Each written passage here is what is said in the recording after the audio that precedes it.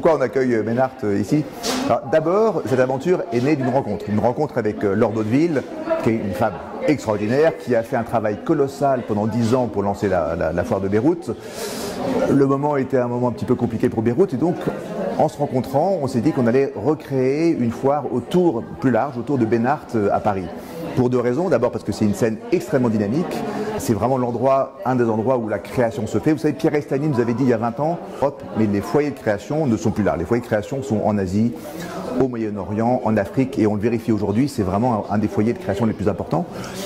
Mais nous, assez modestement, on est content aussi d'accompagner un peu ces mouvements de création pour peut-être éventuellement leur donner une autre audience à travers les ventes publiques. Donc ça fait partie des projets qu'on veut développer.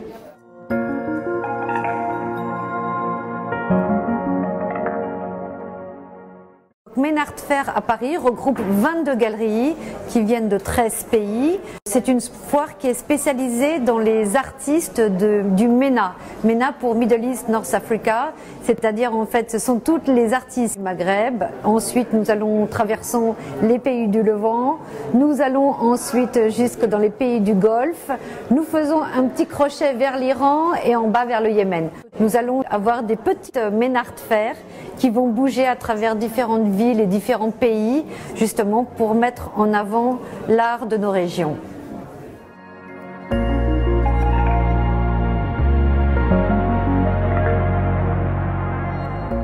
Dans les artistes plus contemporains, pour cette édition et cette sélection qu'ont faite les galeries, il y a vraiment un ton qui est assez, on va dire, un peu nostalgique. Il y a une forme de mélancolie, et les œuvres ne sont absolument pas frontales. C'est des œuvres qui expriment énormément de douceur. Il faut prendre le temps pour aller les voir, et c'est assez intéressant parce que la foire est petite. Donc les collectionneurs prennent le temps pour s'arrêter, regarder et découvrir.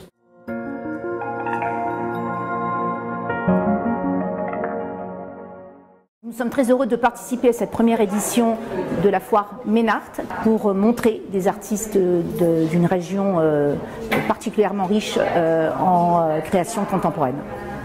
Nous avons choisi de présenter Youssef Nabil, qui est né en Égypte et qui vient de terminer une très belle exposition au Palazzo Grassi à Venise. Sarkis, qui habite aujourd'hui en France et qui est né en Turquie.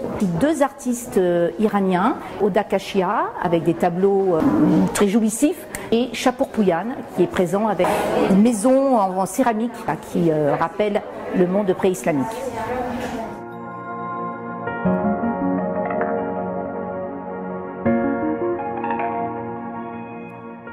Moi, ce qui me touche, c'est des artistes qui ont une culture différente que la mienne.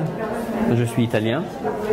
Donc, ce sont des artistes qui m'apportent des nouvelles sensations, des nouvelles émotions. Moattat Nasr, un artiste égyptien.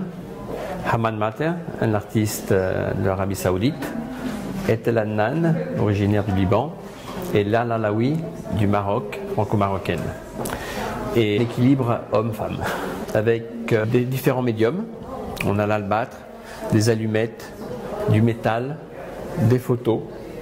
Donc on a essayé de faire un cocktail riche, intense, avec ces artistes que nous adorons.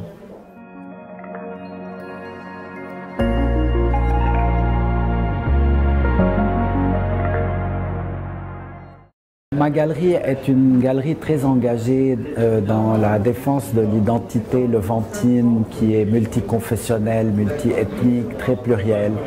On a fait un choix aujourd'hui, avec tout ce qui se passe au Liban, de mettre en avant nos jeunes artistes qui ont besoin le plus de soutien. Et j'espère, à travers Ménart, pas seulement de leur trouver des collectionneurs, mais des galeristes qui seraient intéressés par leur travail. Parce que acheter de la peinture, du matériel, aujourd'hui de la toile, ça devient de plus en plus difficile dans notre crise économique.